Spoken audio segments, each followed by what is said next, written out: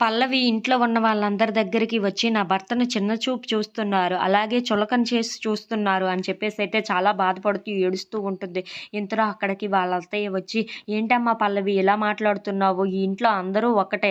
అందరూ ఒక సమానమే. అందరిని ఒకేలాగా చూస్తామే తప్ప వాళ్ళు వేరు, వీళ్ళు వేరు అని ఎప్పుడూ ఆలోచించము తెలుసా పల్లవి" అని చెప్పేసైతే అంటూ ఉంటుంది. ఆ మాటలు వినగానే అక్కడ ఉన్న పల్లవి అయితే నేను ఎలాగైనా ఈ ఆటని రసకట్టించాలి అని చెప్పేసైతే చాలా బాధపడుతూ అయితే ఏడుస్తూ ఉంటుంది. అది గమనించిన అవని అయితే, "ఏంటి నాటకం బాగానే ఆడుతున్నట్టు ఉంది" అని చెప్పేసైతే తన దగ్గరికి వెళ్ళి, "ఏంటి పల్లవి ఏం మాట్లాడుతున్నావు నువ్వు? ఇంట్లో అందరూ సమానమే. ఎవరు ఎక్కువ కాదు, ఎవరు తక్కువ కాదు. అలాగే నువ్వన్నా సరే, కమల్ అన్నా సరే ఇంట్లో ఉన్న వాళ్ళకి ఎంత ప్రేమో తెలుసా" అని చెప్పేసైతే అంటూ ఉంటుంది. ఆ మాటలు వినగానే అక్కడ ఉన్న పల్లవి అయితే, "ఏంటి ఇది మరీ ఓవర్ చేస్తున్నట్టు ఉంది" అని చెప్పేసైతే అనుకుంటూ ఉంటుంది. ఇంతలో అక్కడ ఉన్న అవని మాత్రం, "చూడు పల్లవి అందరూ ఈ ఇంట్లో సమానమే తప్ప ఒకరు ఎక్కువ, ఒకరు తక్కువ ఎప్పుడూ అవ్వరు. అది గుర్తుపెట్టుకో" అని చెప్పేసైతే అంటూ ఉంటుంది. ఆ మాటలు వినగానే అక్కడ ఉన్న పల్లవి మాత్రం, "లేదు లేదు నా భర్త ఈ తప్పు చేశాడని మీ ఇంట్లో ఉన్న వాళ్ళందరూ నమ్ముతున్నారు. అంటే నా భర్త ఏదో తప్పు చేసినట్లే కదా! తను ఏ తప్పు చేయలేదని మీరెప్పుడు నమ్ముతారో నాకు అర్థం కావటం లేదు" అని చెప్పేసైతే గట్టిగా ఏడుస్తూ మాట్లాడుతూ ఉంటుంది.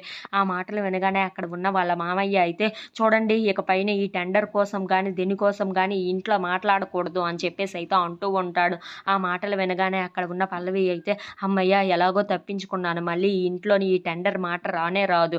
అండ్ దీనికి ఇదే కదా నాకు కావాలి" అని చెప్పేసైతే అనుకుంటూ అక్కడి నుండి వెళ్ళిపోతూ ఉంటారు. If you like this video please like, share and subscribe.